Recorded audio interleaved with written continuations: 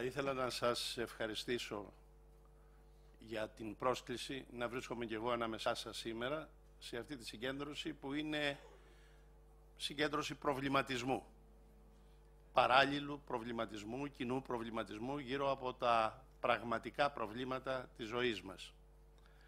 Επιτρέψτε μου να επισημάνω ότι είναι δραματικό το έλλειμμα σε διάλογο ουσίας στην πολιτική ζωή, όπως είναι δραματικό το έλλειμμα προγραμματικών συγκλήσεων και συνεργασιών. Δεν υπάρχει κουλτούρα πολιτικού διαλόγου και επίσης δεν υπάρχει κατακτημένη η συζήτηση επί της ουσίας. Πολλές φορές επί της διαδικασίας αναλωνόμαστε και κυρίως σε σκηνοθετημένους διαξυφισμούς αντιπαλότητας. Επιτρέψτε μου επίσης να πω ότι αισθάνομαι κάπως, και να το πω δημόσια, ότι αισθάνομαι μια εσωτερική δυσκολία, γιατί την ώρα που μιλάμε για την αναγκαιότητα αναθεώρησης του συντάγματος ώστε να έχουμε ένα σύνταγμα αξιόπιστο, σεβαστό, δεσμευτικό, αποτελεσματικό, την ίδια ώρα, κάθε μέρα, το υπάρχον σύνταγμα το παραβιάζουμε. Και επίσης, να πω ότι μιλάμε για την ανάγκη μιας εξυγίανσης του πολιτικού συστήματος και την ίδια ώρα που μιλάμε για την εξυγίανση του πολιτικού συστήματος πρέπει να καταγράψουμε την πραγματικότητα ότι έχει αλλοιωθεί το πολίτευμά μας. Αν δεν υπήρχαν ορισμένοι κακόηχοι όροι που έρχονται από το παρελθόν, θα μιλούσα ότι δεν έχουμε το Σύνταγμα του 1975 όπως στρεβλώθηκε ή αφυδατώθηκε από τις τρεις αναθεωρήσεις. Στρεβλώθηκε το 1986 και μετέπειτα ήρθαν οι δύο ανούσιες και άχρωμες, τις έχει ξεχάσει όλος ο κόσμος, αναθεωρήσεις του 2000 και του 2006. Είναι λοιπόν αναγκαίο να πούμε ότι είναι ένα πλέγμα παρασυνταγματικών επιβολών και διατάξεων και ρυθμίσεων που δημιουργούν πρόσθετες δυσχέρειες.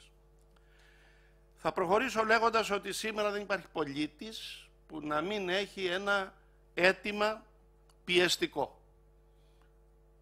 Τόσο πιεστικό ώστε να μην δέχεται άλλη αναβολή και καθυστέρηση. Το αίτημα αυτό είναι πιεστικό για εξυγίανση του δημοσίου βίου, για προοδευτικό εξυγχρονισμό της δημοκρατίας, για διαρθρωτική ανασυγκρότηση της Ελλάδας στον ορίζοντα του 21ου αιώνα. Ο πολιτικός χρόνος δυστυχώς εδώ στον τόπο μας περιορίζεται στον εκλογικό χρόνο. Από εκλογική αναμέτρηση σε εκλογική αναμέτρηση. Δεν υπάρχει ο πολιτικός χρόνος ενός στρατηγικού σχεδιασμού. Όλοι λοιπόν συνειδητοποιούν με οδυνηρές συνέπειες στην καθημερινή του ζωή και στον τρόπο που βιώνουν και εσωτερικεύουν αυτά τα προβλήματα, ότι το υπάρχον πολιτικό σύστημα είναι πίσω από τις ανάγκες των καιρών, πίσω από τις προκλήσεις των νέων συνθήκων. Είμαστε σε νέα ιστορική φάση, σε περίοδο που διαμορφώνει τις κοινωνίες του 21ου αιώνα, σε εποχή και μετά την νεωτερικότητα. Και δεν είναι δυνατόν να μιλάμε με όρους σαν να βρισκόμαστε στην εποχή της βιομηχανικής επανάστασης ή την εποχή την μετά τη βιομηχανική επανάσταση. Επίσης, το θεσμικό μας πλαίσιο που υπάρχει βρίσκεται σε αναντιστοιχεία προς την κοινωνικοπολιτική πραγματικότητα, αλλά βρίσκεται σε αναντιστοιχεία αυτό το θεσμικό πλαίσιο και προς τις διακηρύξεις και αρχές της προς τη διακήρυξη της δημοκρατικής αρχής. Άλλο το τι λέει το Σύνταγμα και άλλο το πώς εφαρμόζεται το Σύνταγμα. Και ανάμεσα στον τρόπο που εφαρμόζεται το Σύνταγμα και στο τι λέει το Σύνταγμα, πολλές φορές χάνεται η ουσία της δημοκρατίας. Ακόμα το μεταπολιτευτικό σύστημα διακυβέρνησης στην Ελλάδα χρεώνεται με μια δραματική απώλεια ιστορικού χρόνου. Με μια κραυγαλαία αδυναμία έστω και μεσοπρόθεσμου σχεδιασμού εθνικής στρατηγικής, με μια συστηματική έλλειψη λογοδοσίας και ανάληψης ευθυνών. Ακόμα και σήμερα, την ώρα της ιστορικής δοκιμασίας της Ελλάδας, την ώρα που όλοι διαπιστώνουμε ότι όλοι διαπιστώνουμε την αποτυχία και την ανατροπή κάποιων δεδομένων και στερεότυπων της μεταπολίτευσης, κανείς δεν αναλαμβάνει καμιά ευθύνη για τίποτε. Όλοι ωρεοποιούν τον εκάστοτε κυβερνητικό πραγματισμό τους, τον εκάστοτε κυβερνητικό ρεαλισμό, και εξακολουθούν να αντιμετωπίζουν την Ελλάδα, οι δομές του πολιτικού συστήματος, σαν να είναι κομματικό, παραταξιακό τιμάριο, ακόμη και με προσωποποιημένες τακτικές και με προσωποποιημένες στρατηγικές, όπως έχει επικρατήσει να λέγεται. Και τέλος, αυτή την κρίση μιας γενικευμένης απροσδιοριστίας την διαχειριζόμαστε με στερεότυπα του παρελθόντος, με παραδοσιακά πολιτικά εργαλεία και στρεβλά μεταπολιτευτικά καλούπια. Θα πω έναν προβληματισμό.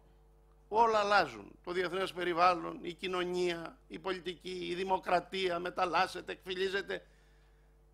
Δεν θα αλλάξουν βασικοί φορείς αυτής του πολιτικού συστήματος που είναι τα κόμματα, ως προς τον τρόπο οργάνωσης, λειτουργίας,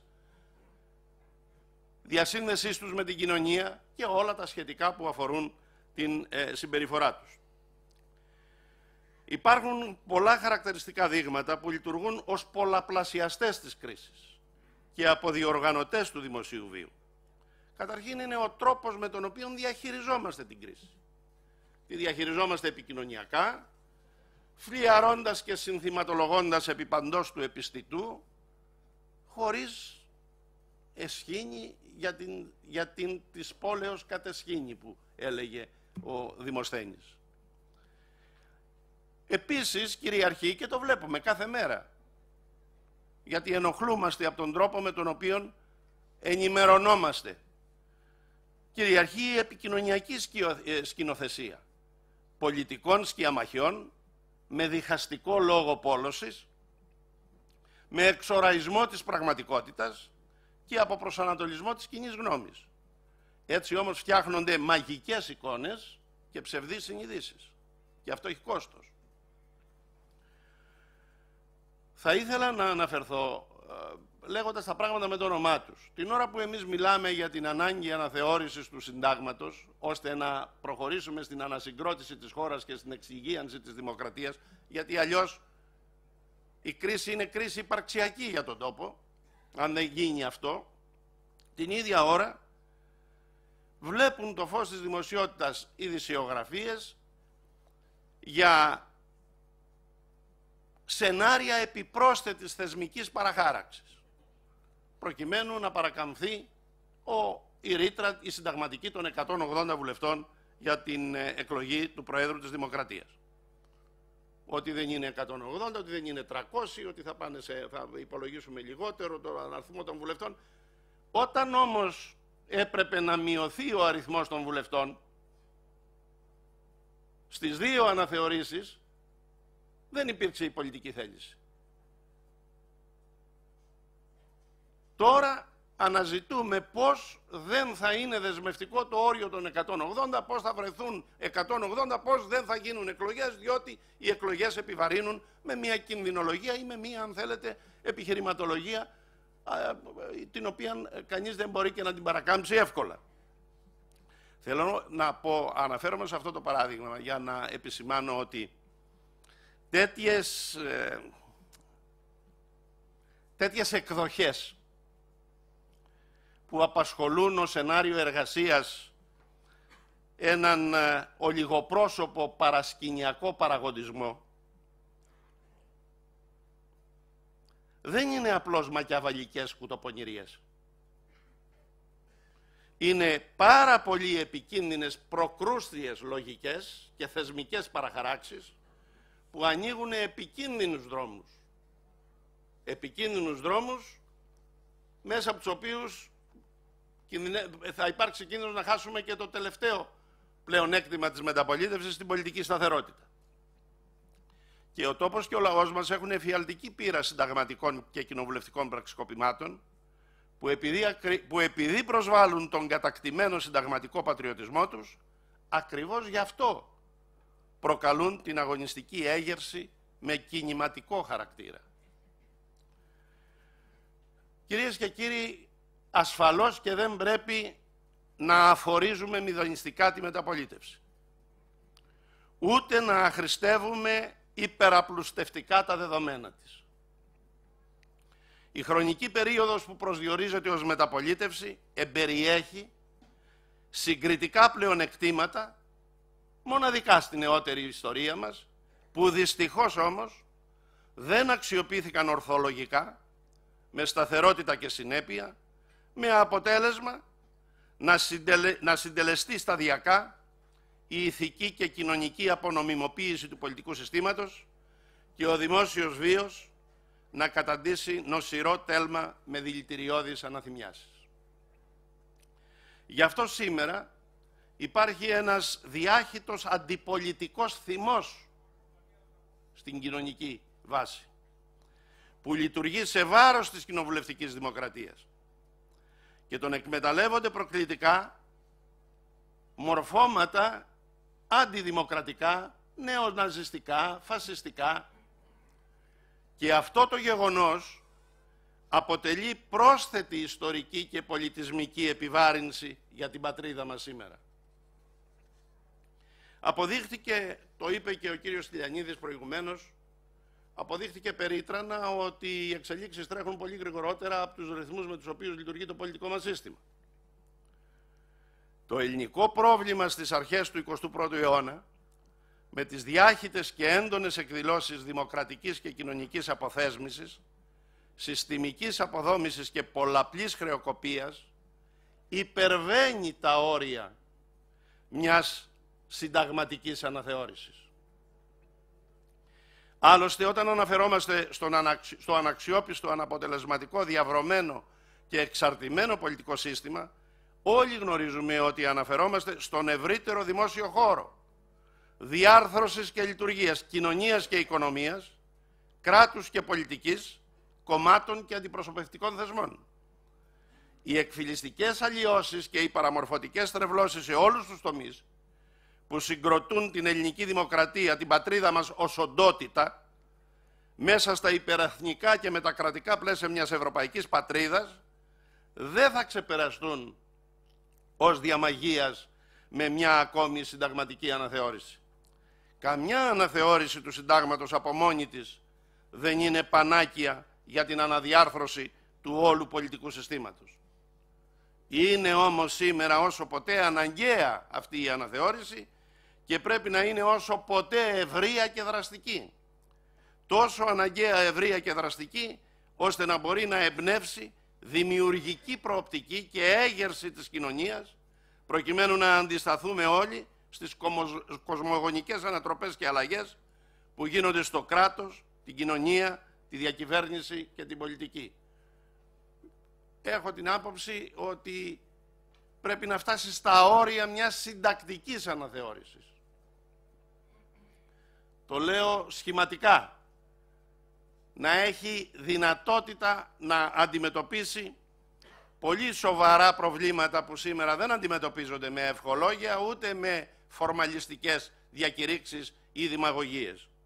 Η ελληνική και παγκόσμια πραγματικότητα επιβάλλουν μια συζήτηση για την αναθεώρηση του συντάγματος που να μην είναι ακαδημαϊκή συζήτηση, να μην είναι τεχνοκρατική συζήτηση, να μην είναι διακηρυκτική συζήτηση, ούτε να επαναδιατυπώνει κούφια στερεότυπα.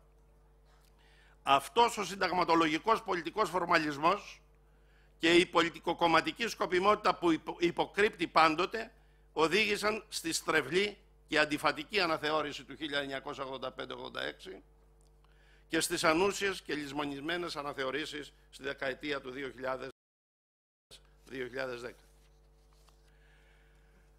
Χρειαζόμαστε λοιπόν ένα σύνταγμα για την Ελλάδα του 21ου αιώνα που πρέπει να είναι λιτό, αδρό και λειτουργικό, να είναι απαλλαγμένο από τα σημερινά παραμορφωτικά χαρακτηριστικά του. Η φλιαρία του συντάγματος και οι σημειώσεις και οι υποσημειώσεις και οι ερμηνευτικές δηλώσεις, μόνον θεσμική, καζουιστική ή την ορολογία να πω την δική μας λιγκβινταριστική αντίληψη εκφράζουν. Πρέπει το Σύνταγμα να είναι τέτοιο που θα εφαρμόζεται και θα εμπνέει πολιτική και δημοκρατική εγρήγορση. Θα διαμορφώνει δηλαδή το περιεχόμενο ζωής που πρέπει να έχουν οι δημοκρατικές αξίες, οι δημοκρατικές αρχές. Να είναι ένα σύνταγμα που δεν θα εγκλωβίζεται με παραπολιτικές και παραθεσμικές πρακτικές, διαπλοκής εξουσιών, σύγχυσης εξουσιών, διάβρωσης θεσμών και συναλλαγής φορέων. Αυτό άλλωστε που αποκαλούμε κρίση του πολιτικού συστήματος δεν είναι μια αναπόφευκτη ή αναμενόμενη κρίση εξουσίας και αποτυχίας διακυβέρνησης, αλλά μια συνολική και έντονη εκφυλιστική αλλίωση της ίδιας της κοινωνικής και πολιτικής, της συνταγματικής και θεσμικής δομής της ελληνικής δημοκρατίας. Αποδομείται η οντότητα της ελληνικής δημοκρατίας σήμερα. Και στο εσωτερικό της κοινωνίας γίνονται διεργασίες, η προβολή των οποίων είναι άκρος απροσδιόριστη και ρευστή. Γι' αυτό και η επόμενη αναθεώρηση του συντάγματος δεν μπορεί να περιμένει, ούτε πρέπει να είναι συνηθισμένη. Άλλωστε, και να το πούμε αυτό γιατί έχει μια ιδιαίτερη σημασία, άλλωστε για πρώτη φορά μετά το 1974 έχει οριμάσει η ιστορική ευκαιρία για μια εξ αρχής και συνολική δημοκρατική αναθέσμηση της ελληνικής πολιτείας. Μετά το 1974 για πρώτη φορά οριμάζει στη συνείδηση των πολιτών η ανάγκη μιας συνολικής αναθέσμησης, δραστικής, ριζοσπαστικής, με διαφορετικές προσεγγίσεις και πολιτικές φιλοσοφίες. Όπως επίσης, για πρώτη φορά στη νεότερη ιστορία έχει προκύψει η πλειοψηφική ενίσχυση μιας σύγχρονης αριστεράς για μια εναλλακτική διακυβέρνηση πέραν του μέχρι σήμερα καθεστωτικού δικομματισμού. Ας αφήσουμε τις κομματικές αντιπαραθέσεις. Είναι μια στιγμή που στο εκλογικό σώμα συντελούνται αλλαγές. Αυτές οι αλλαγές δεν μπορεί να μην έχει τις δυνατότητες ένα πολιτικό σύστημα να τις εσωτερικεύσει δημιουργικά. Δεν πρέπει να πάρουν, κατά την άποψή μου, τη θέση του συντάγματος στα μνημόνια της επιτήρησης και οι εφαρμοστικοί νόμοι. Δεν χρειαζόμαστε σύνταγμα διαρκούς κατάστασης ανάγκης. Χρειαζόμαστε σύνταγμα δομικής, οργανικής και λειτουργικής ανασυγκρότησης της ελληνικής δημοκρατίας. Και ένα τέτοιο σύνταγμα δεν θα το φτιάξει ο καθένας για τον εαυτό του. Να γιατί πρέπει να κατακτηθεί διάλογος επί της ουσίας και κουλτούρα προσεγγίσεων σε κορυφαία θέματα εθνικής προοπτικής.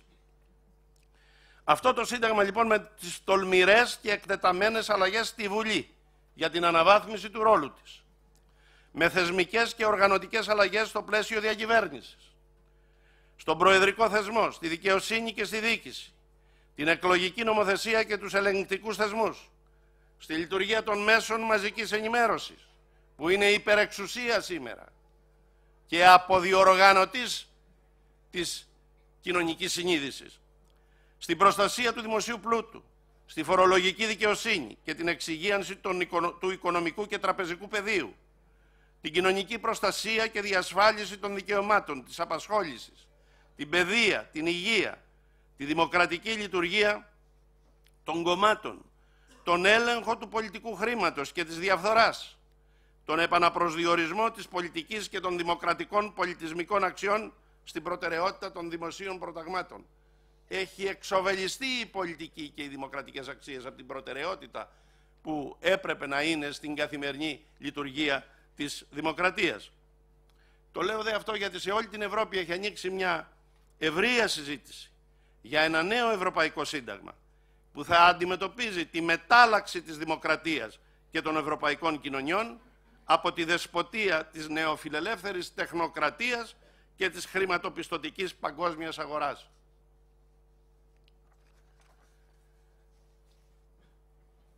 Εκείνο λοιπόν που χρειάζεται είναι η νέα αναθεώρηση να μην είναι όμοια με τις προηγούμενες και επιτέλους να μην παίζονται με τους θεσμούς παιχνίδια τρέχουσας πολιτικής και κομματικής σκοπιμότητας.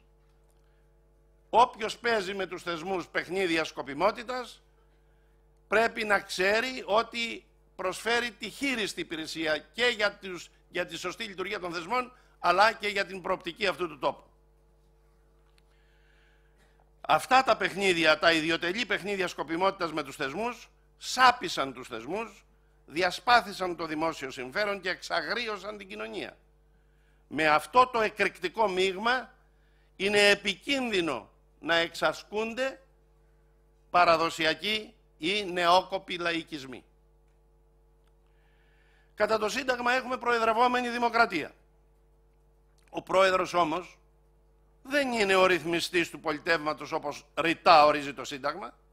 Είναι ένα σκιώδες σύμβολο που συγκατανεύει στην κυβέρνηση. Αλλά και η Βουλή, υποβαθμισμένη, δεν ασκεί νομοθετικό έργο και πολιτικό έλεγχο κατά το Σύνταγμα, γιατί είναι δέσμια της κομματικής κυβερνητικής πειθαρχίας. Τέλος, το προβληματικό πρωθυπουργοκεντρικό μοντέλο καταργεί το Υπουργικό Συμβούλιο ως συλλογικό όργανο και διατηρεί ως εσωτερικό πυρήνα εξουσίας το γραφείο Πρωθυπουργού με τους εκάστοτε ηγετικούς παράγοντες, τυχαίους, μοιραίους. Έτσι κι αλλιώς όμως είναι εκτός κοινοβουλευτικού και πολιτικού ελέγχου.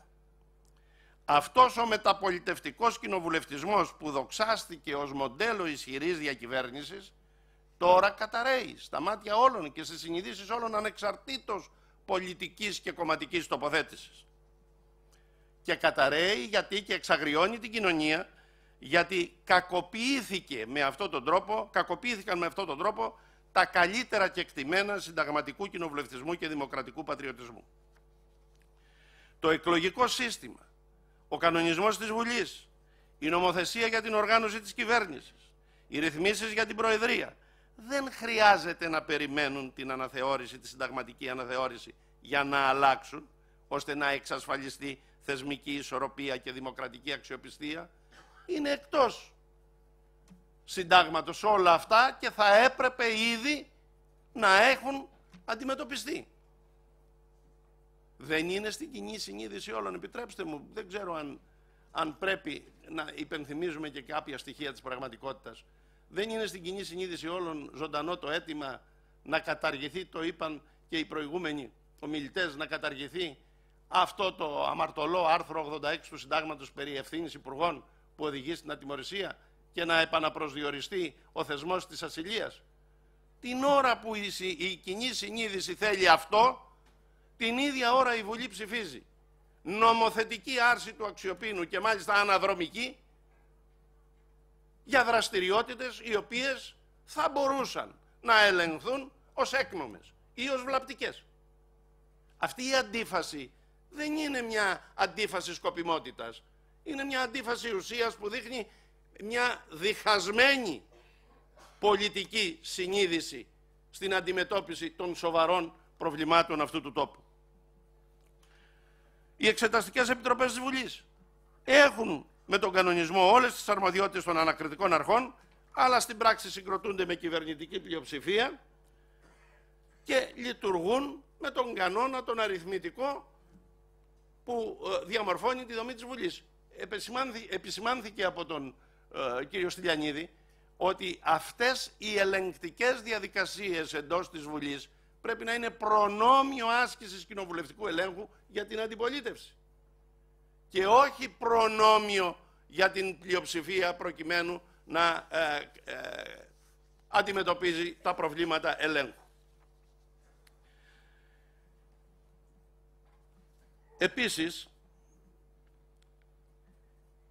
δεν υπάρχει φορολογική δικαιοσύνη. Υπάρχει έντονο το πρόβλημα της φορολογικής αδικίας.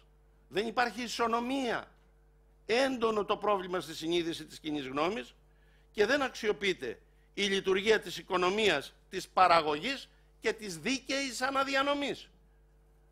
Παραγωγή, οικονομία, δίκαιη αναδιανομή. Δίκαιη κατανομή βαρών και ωφελημάτων και δίκαιη αναδιανομή. Αν θέλουμε να έχουμε κοινωνική συνοχή. Για να ανακτηθούν λοιπόν όλες αυτές οι απώλειες, δεν χρειάζεται να περιμένουμε την αναθεώρηση που θα ολοκληρωθεί μετά από 2 εκλογές και 2 βουλές, την προαναθεωρητική και την αναθεωρητική.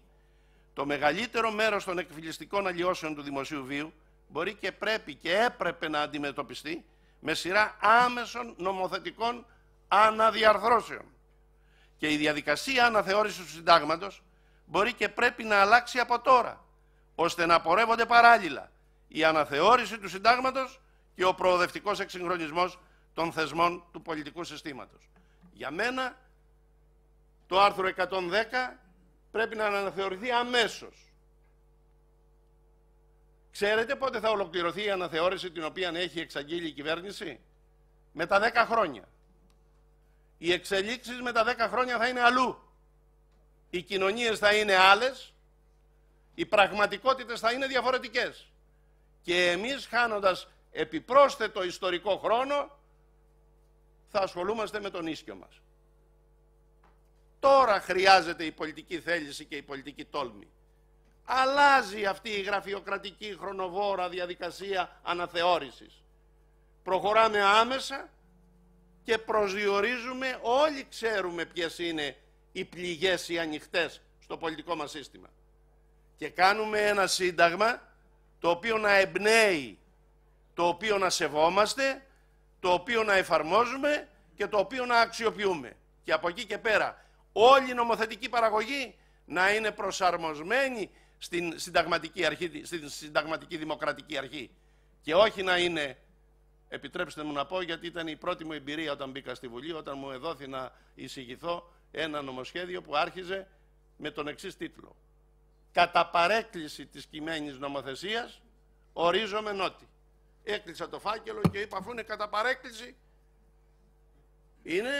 δεν μπορούμε να νομοθετήσουμε. Και όμως αυτές οι κατά παρέκκληση νομοθετικές παραγωγές είναι που έχουν αλλοιώσει και στρεβλώσει τα πάντα.